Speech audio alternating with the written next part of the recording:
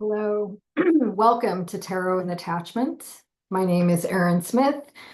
I am both a professional tarot reader and an associate marriage and family therapist. And I like to do a weekly reading and check out the themes that are emerging throughout the week. Life is continuing to unfold in chaotic ways here in the United States. So, my message is really going to be focused on what would be helpful for us to know, understand, or do in order to align with our highest good so that we can continue to show up for ourselves and others in helpful, productive ways and not give in to despair or hopelessness, but still maintaining connection to noticing what is happening, what is coming up in the present moment.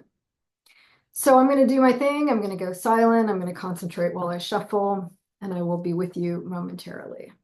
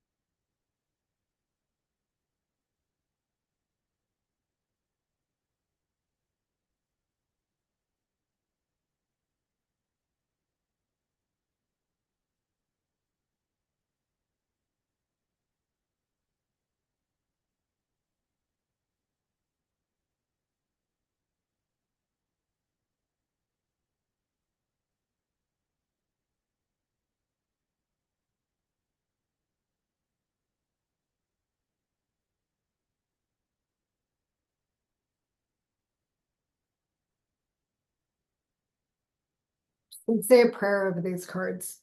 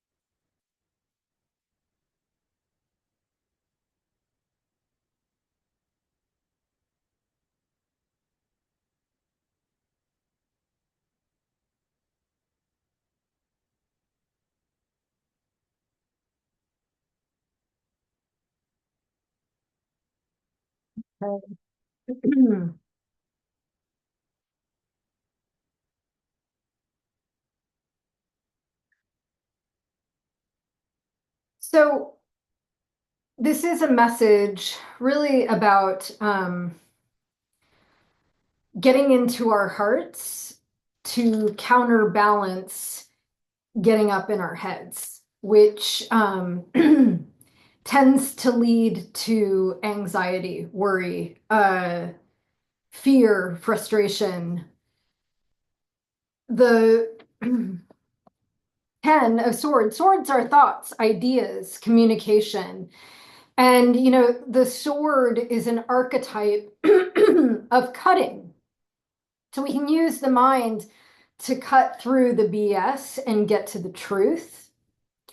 But we can also use the mind on ourselves and others like a weapon in the form of being hypercritical, judgmental, lost in minutia or obsession.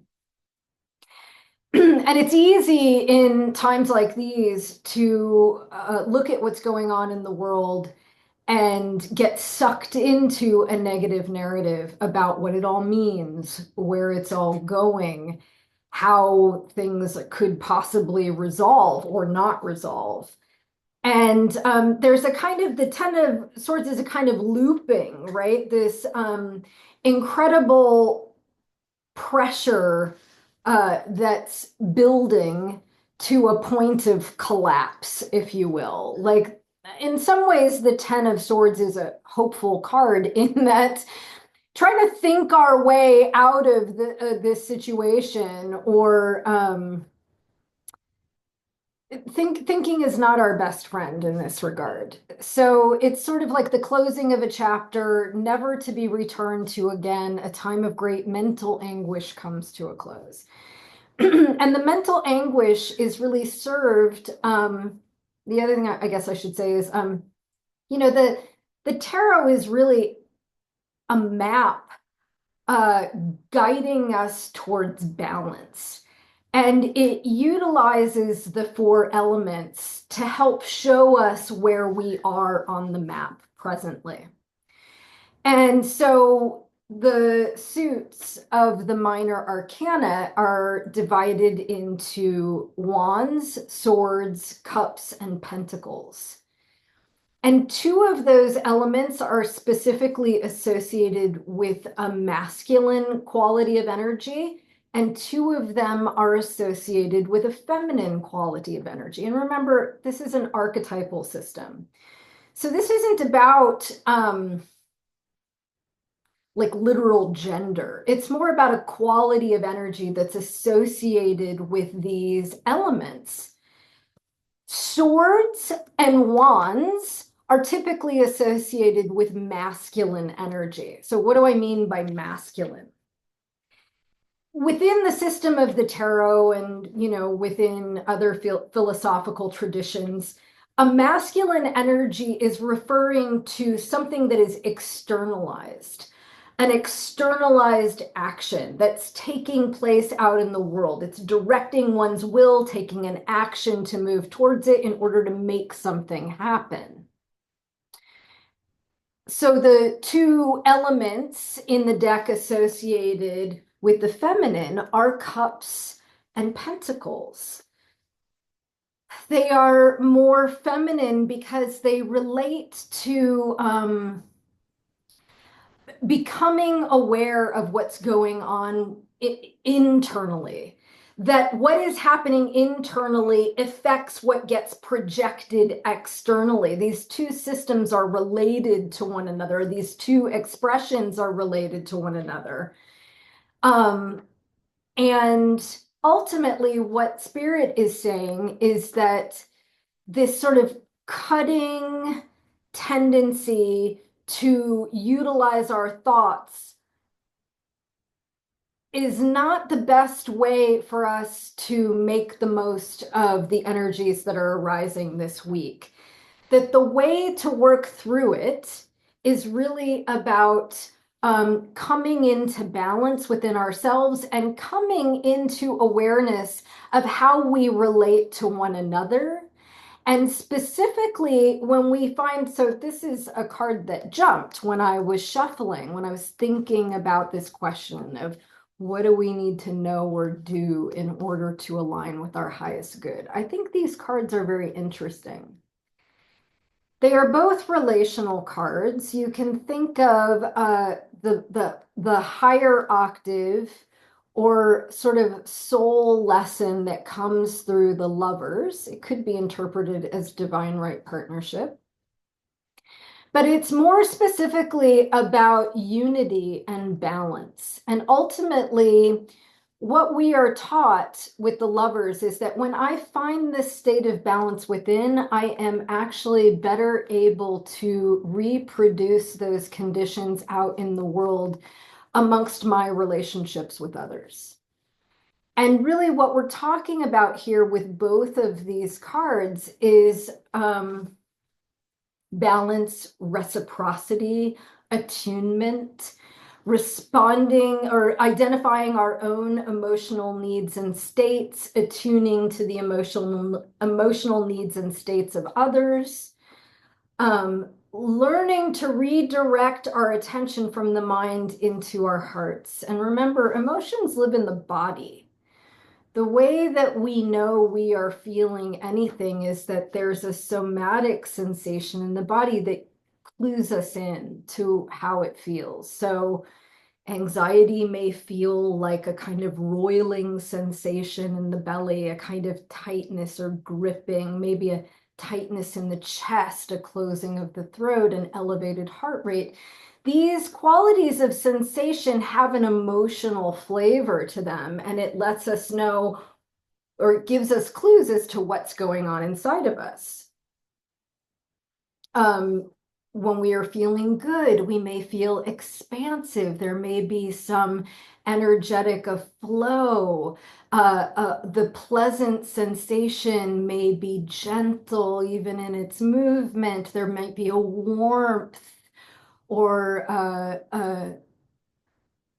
a quality of effervescence. Like, I'm going to invite you to notice throughout the week what's going on with you internally as you come across different circumstances in your life.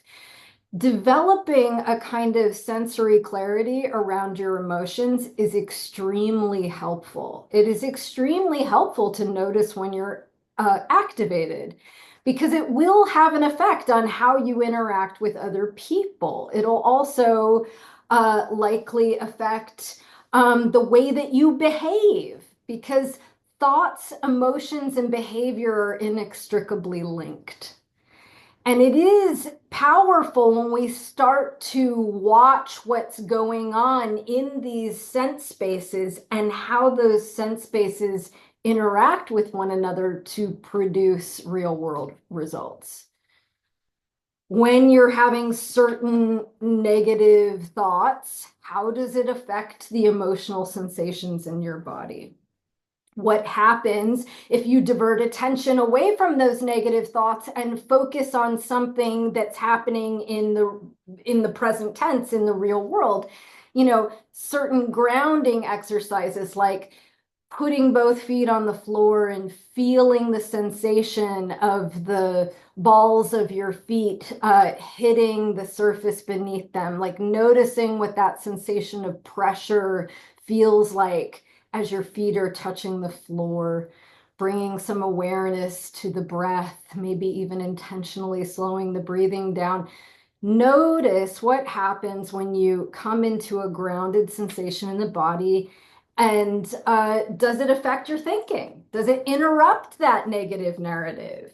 Does it help you to turn your attention towards something that feels a little bit lighter? Again, what we're talking about here in terms of getting through the week is finding a sense of balance within, noticing where maybe we're externalizing our attention in a way that's out of balance, like getting busy, trying to do too many things in order to mitigate some sense of distress that's going on inside. If that's the case, how do we come back into a relationship with ourselves and sit with the emotions and offer ourselves some self-soothing? Remember, we need both of these energies. This is something that's really important to note.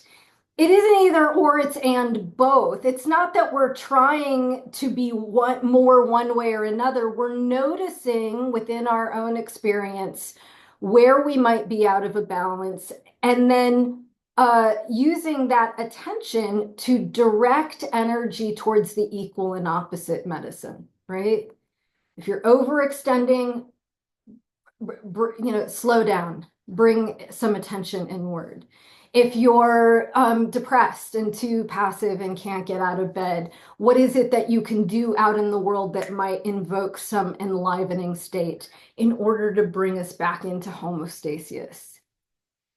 Because again, as within, so without. If I'm finding this balance within myself, then it's easier for me to be in a relationship of reciprocity out in the world with others.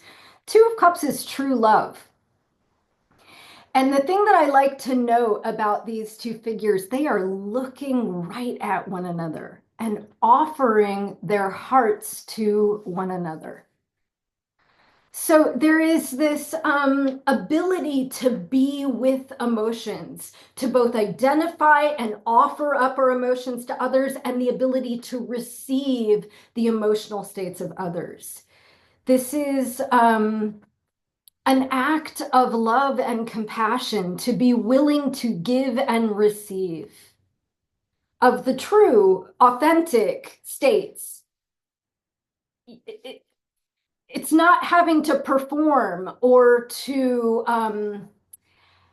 act inauthentically, that when we are honest and give of ourselves honestly, that we're met with this kind of equal acceptance. And I would even go so far as to say that in times like these, it is very necessary to feel that sense of connection. It is so easy to feel alone and to allow that kind of anxious assessment of our situation take over and color our perception of what it is that we can do in the moment in order to feel more supported. Um, Again, coming back to more of this feminine energy, pentacles are earthy. They relate to the body. They are physical, tangible ways that we meet our needs in the world. And you can think of the Queen of Pentacles as being a kind of earth mother. She's very similar in many ways to the Empress. She is beauty and nurturance. She is fertile. And her promise is all the seeds that get planted will blossom and bear fruit. So again, when we're planting seeds of kindness, compassion, connection, and balance, then that is what's going to take root in the soil of our lives and give us that nourishing bounty. We feed ourselves through connection. This is sort of what's coming up in this reading. And then, the Three of Wands is saying that we're in it for the long haul, okay? This is what the things that we're experiencing, the things that are playing out are doing so over an extended period of time. This is not a quick fix. This is not a one and done. The Three of Wands is about a process of unfoldment. This guy is the merchant marine, and he's sending his ships off to sea. And when those vessels disappear below the horizon, he has to trust that his ships are going to come in. It doesn't happen overnight. You don't send your ships out and then go back to the harbor the very next day and go, where are my ships? It takes time for those vessels to traverse the globe and bring back his riches from foreign lands. So look, we are all human, and one of the, common characteristics of most people is that we tend to get impatient. We set something in motion, and when we don't see instantaneous results, it can often call into question what we're doing, what course we're on. Is it the right one? Self-doubt creeps in. What if I'm not doing this right? Maybe I don't know what I'm doing. Maybe this isn't possible, what I'm trying to achieve. Maybe there's no such thing as abundance and bounty for myself. And ultimately, what the Three of Wands is saying is that we must stay the course. Don't quit before the miracle happens. And ultimately, the practices that we put in place for nurturing ourselves and showing up in a good way for others, it may not produce the results that we're seeking in an overt way instantaneously. And yet we must keep going. We must keep sowing those seeds of compassion And ultimately, what the Three of Wands is saying is it will pay off. We will start to see the results of that eventually. It's like, again, planting seeds in the garden. It takes time for those little seeds to make their way above soil. And so, in this period of waiting where we cannot see what's going on beneath the surface, it is instrumental that we continue to do our part to fertilize the soil and water the soil and pull the weeds. What we are seeking is also seeking us. That is the message of the Three of Wands. And so faith and patience, it's the key to making it through these times of uncertainty, fear, anxiety, trepidation. It will come to an end. It will come to an end. And in the interim, we have to do our part to take care of ourselves and others in good ways. And then finally, we have the world, and the world is giving us a bigger picture sort of framework to see ourselves in. You know, it's easy again to get caught up in like just trying to assess all the data and make a bigger picture kind of assessment or